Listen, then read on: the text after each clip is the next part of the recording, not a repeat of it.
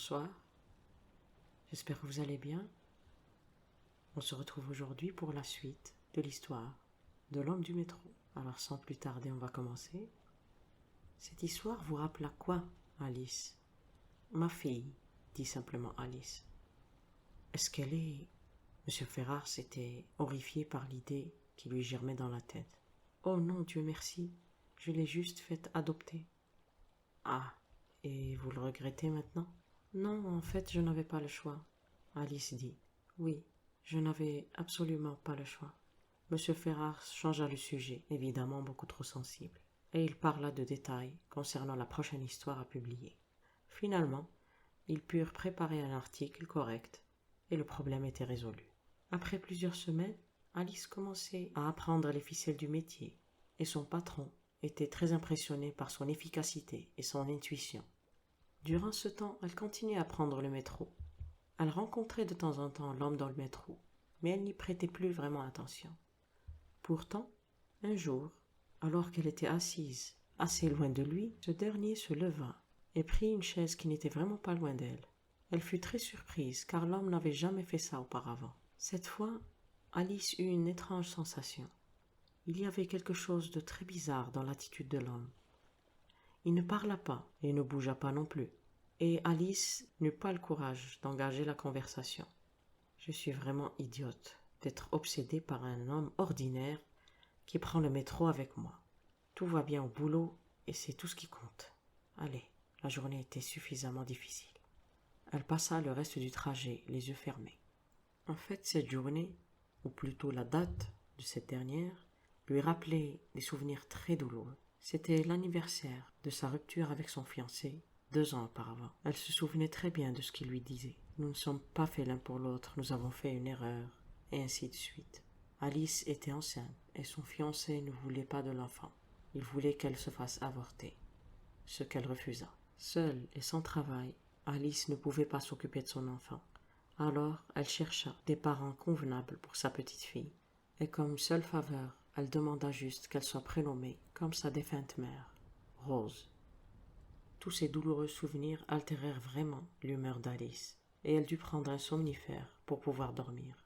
Le lendemain, dans le métro, Alice rencontra encore l'homme au journal. Il la regardait de temps en temps comme d'habitude, et le sentiment d'étrangeté envahit encore une fois Alice. Allez, concentre-toi dans ton job. Tu dois le garder, tu le sais très bien, se dit-elle. Dans l'après-midi, M. Ferrars lui demanda de lui apporter un café. Quand elle s'exécuta, il lui demanda « Vous n'en prenez pas un vous-même » Alice répondit « Non, mon médecin m'a déconseillé. Ça augmente ma maladresse. » « Mais je n'ai noté aucune maladresse en vous. En fait, je tremble quand je suis stressée. » M. Ferrars la regarda amusé. « Vous n'avez vraiment pas le profil de la femme tremblotante. » Après le boulot, Alice décida de prendre le bus au lieu du métro, et cela lui permettrait de faire un peu de shopping. Mais ses pensées allaient vers sa petite fille. Si au moins maman était... Enfin, il y a des choses qu'on ne peut pas changer. Elle s'arrêta à une station de bus, et 10 minutes après, elle était en route. Bien sûr, c'était plus lent que le métro, mais Alice s'en fichait. C'était une mauvaise journée de toute façon. À un certain moment, un vieux monsieur portant un magazine entra dans le bus. Et soudain, une vérité frappa Alice. Elle comprit, finalement, ce sentiment d'étrangeté qui la prenait récemment quand elle voyait l'homme du métro. Le problème était dans son journal. Oui, le journal. Il avait toujours le même journal. C'était toujours la même photo à la une et la même date, forcément. C'était vraiment bizarre. Alice n'était vraiment pas le genre de jeune femme curieuse. Mais là, cet homme l'avait vraiment intriguée. Et elle décida que la prochaine fois qu'elle tomberait sur lui, elle essaierait de l'approcher d'une façon ou d'une autre. Vraiment, c'était trop curieux. Ce qu'elle fit, dès le lendemain, dans le métro, elle s'approcha et dit juste « Bonjour ». L'homme ne répondit pas, mais il déposa son journal sur sa chaise et changea de place. Alice trouva ça très curieux, mais ne s'attarda pas sur ce fait. Elle en profita plutôt pour regarder le journal. C'était un exemplaire du journal où elle travaillait. Elle n'osa pas le prendre, mais elle écrivit la date de sa parution dans un bloc-notes. Et durant sa pause au travail, elle fit un tour aux archives et prit un exemplaire de la date en question. Je l'examinerai plus tard, se dit-elle. Sur le chemin du retour, elle ne rencontra pas l'homme dans le métro. À la maison, après s'être mise à l'aise, Alice ouvrit le journal. Il n'y avait rien de particulier dans la une, par des petits articles économiques et politiques. Peut-être dans la nécrologie, se dit-elle. Puis, n'y voyant rien de spécial, elle était sur le point d'abandonner. Puis, souriant, elle se dit « Mais comment ai-je pu oublier la rubrique des faits divers, la rubrique la plus importante du journal ?» Parcourant rapidement les articles et les colonnes, un fait en particulier attira son attention. Un homme de 49 ans s'était ôté la vie en se jetant sur les rails du métro. Alice frissonna, puis elle continua à lire les détails. Et au fur et à mesure, ces détails lui firent peur. Elle se sentait très mal à l'aise et elle commençait à trembler. Ah, ce tremblement! En fait, l'article mentionnait que l'homme s'était jeté sur les rails du métro, le métro qu'elle prenait, et plus exactement, la ligne qu'elle prenait entre son boulot et sa maison. Serait-ce possible que... Mais non, ne sois pas idiote. C'est vrai qu'il y a des coïncidences. Mais non, j'arrête. Allez. Alice tremblait vraiment. Elle remit l'article dans son sac, prit un médicament contre l'anxiété et alla dormir, la tête pleine de scénarios effrayants et d'histoires paranormales. Le lendemain, Alice prit le premier métro, mais elle n'y trouva pas l'homme au journal. Ce qui était bizarre, car il ne ratait jamais le premier métro. Alice décida d'en savoir un peu plus sur cette personne. Le nom qui avait été mentionné était Patrick Rutherford. Au bureau, elle profita de sa pause pour rechercher l'adresse du monsieur. Elle osa même utiliser un des contacts de son patron, celui qui avait apporté l'information de ce fait divers. Le contact lui promit de lui ramener l'adresse du monsieur le plus tôt possible et tous les détails qu'il pourrait avoir. Si bien que, après quelques heures, elle reçut un email mentionnant l'adresse de l'homme. Alice prit une décision. Demain, qui était sa journée de repos, elle irait voir à l'adresse de ce monsieur. Elle ne savait même pas ce qu'elle cherchait, mais elle sentait qu'elle devait le faire. Patrick Rutherford habitait un petit appartement en banlieue. Alice arriva devant un grand building, grimpa 3 étages et frappa à la porte du numéro 21. Après un court moment, une femme ouvrit. Excusez-moi, est-ce que c'est la maison de monsieur Patrick Rutherford ?» La femme la regarda avec empathie. « J'ai bien peur de devoir vous dire que cette maison était celle de monsieur Patrick Rutherford. Je veux dire, avant son décès. »« Oui, je suis au courant. » La femme la regarda encore avec gentillesse. « Êtes-vous une parente à lui ?»« Non, mais l'étiez-vous vous-même ?»« Non, pas du tout. J'ai loué son appartement après son décès. Mais le concierge de l'immeuble pourra vous en dire certainement plus que moi. » Malheureusement, le concierge n'était pas plus informé que la dame. Vous savez, il n'était pas très sociable. Par contre, son avocat vient souvent chercher des informations sur lui, ou si des parents à lui avaient pris contact. Seriez-vous une parente à lui ? Non, monsieur, non. Pourriez-vous me donner le nom de son avocat ? Oui, bien sûr, il m'a donné sa carte. Tenez. Il s'appelle Springer, Steven Springer. Merci beaucoup, monsieur. Alice ne comprenait rien à cette histoire, mais elle se sentait obligée de continuer. Sa curiosité, bien qu'habituellement fort modérée, l'avait emportée sur ce sentiment de peur qui la prenait. Elle arriva au bureau de M. Springer et demanda à la secrétaire de lui parler. Cette dernière l'informa que M. Springer ne recevait que sur rendez-vous. Alice tenta le tout pour le tout. « S'il vous plaît, dites-lui qu'il s'agit de M. Patrick Rutherford. » La secrétaire alla voir son patron sans grand enthousiasme. Puis après quelques secondes, elle introduisit Alice au bureau. M. Springer était grand, mince et avait une grande moustache. Il se leva à l'entrée de la jeune femme et lui serra la main. Puis il l'invita à s'asseoir. Il alla droit au but. « Alors vous venez me parler de Patrick Rutherford, c'est ça ?»« Oui, » dit Alice sans grande assurance. Elle commença à se trouver ridicule et son embarras était visible. Monsieur Springer vint à son secours. « Est-ce que vous le connaissiez ?»« Pas vraiment. J'ai entendu parler de lui dans le journal. »« Ah, je vois.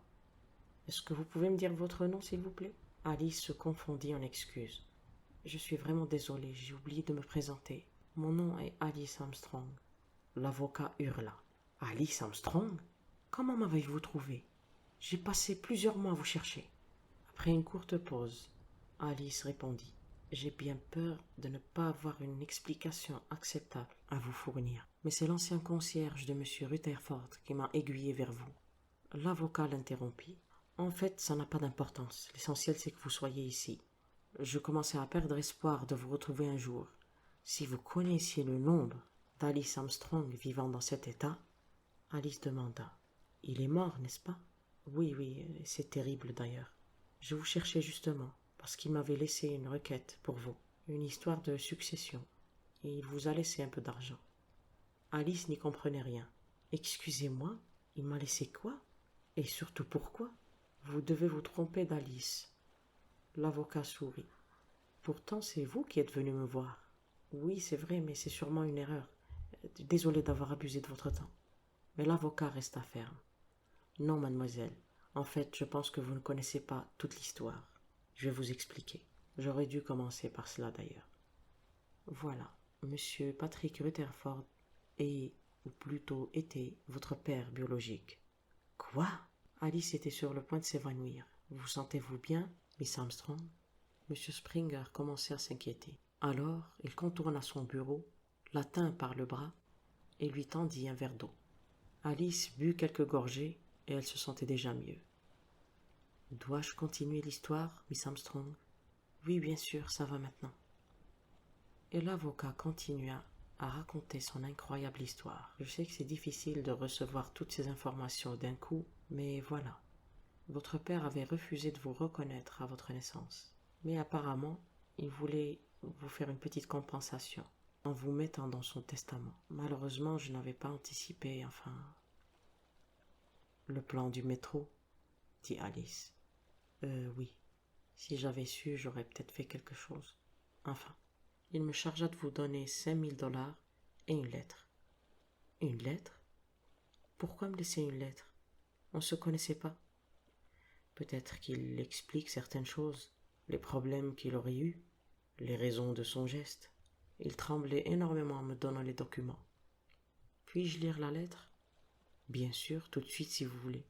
Alice prit l'enveloppe, la regarda pendant quelques secondes, puis décida de l'ouvrir à la maison. Merci, Monsieur Springer. Et n'oubliez pas votre chèque, Miss Armstrong. Le lendemain, Monsieur Ferrars, complètement débordé, il était sur le point de manger le garçon du courrier. Elle était là il y a une demi-heure. Où est-ce qu'elle est? Je ne sais pas, monsieur, elle est peut-être partie pour sa pause.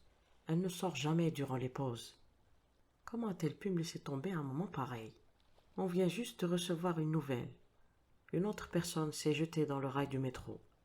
Métro, même ligne. Le garçon de courrier essaya de couper court à ce flot de lamentations. Monsieur, il semblerait qu'elle vous ait laissé un message. Et il tendit une missive à monsieur Ferrars. Ce dernier regarda le papier avec curiosité. Pourquoi me laisser un message? Elle ne pouvait pas attendre de revenir? Ou peut-être qu'elle veut démissionner? Il faut un préavis pour ce genre de choses. Monsieur Ferrars regarda de nouveau le papier et décida de le lire quand même. Il trouva son contenu bizarre et difficile à comprendre. Il y avait une missive et une lettre avec. Il lut d'abord la missive. « Cher Monsieur Ferrars, vous avez toujours été bon envers moi. S'il vous plaît, trouvez ma fille à cette adresse et donnez-lui l'enveloppe qui est dans le tiroir de mon bureau. Il y a autre chose, une lettre que je voudrais que vous gardiez. C'est celle de mon père. Je pensais que cette histoire pourrait vous servir un jour, si vous êtes en panne d'une colonne ou deux. Seulement, je vous demanderai de changer les noms. Et surtout, le plus important, ne la montrez jamais à Rose, ma fille. » N'y comprenant toujours rien, M. Ferrars entreprit de lire la lettre du père d'Alice. Au fur et à mesure qu'il lisait, son visage pâlissait et son regard s'assombrissait. La lettre disait: « Ma chère fille, hier on m'a diagnostiqué une forme très rare d'une dégénérescence neurologique. Apparemment, selon les docteurs, je n'aurai plus que quelques mois à vivre. Et pour sûr, ces mois seraient vraiment pénibles. Je n'ai jamais été là pour toi. Alors je vais te laisser le peu d'argent qui me reste. Je préfère que tu en profites, toi, au lieu de le dépenser dans des traitements aussi coûteux qu'inutiles. Ce n'est pas que je ne sois pas courageux, mais ce genre d'épreuve est difficile quand on est seul, et ce serait vraiment culotté de ma part de te demander de m'assister dans mes derniers jours. Mais les regrets ne servent à rien, n'est-ce pas? Alors j'ai pris ma décision et j'espère qu'elle sera pour le mieux. Je sais que c'est beaucoup pour tes petites épaules, et je ne te demanderai même pas de me pardonner. Mais s'il te plaît, garde l'argent, tu en auras besoin. Tu n'as pas à t'inquiéter concernant ta santé. Les chances pour que tu hérites de la même chose sont infiniment petites. PS. Excuse mon écriture, mon tremblement s'est aggravé dernièrement. Patrick Rutherford. Voilà, j'espère que l'histoire vous a plu, malgré sa tristesse. Et je vous dis à très bientôt.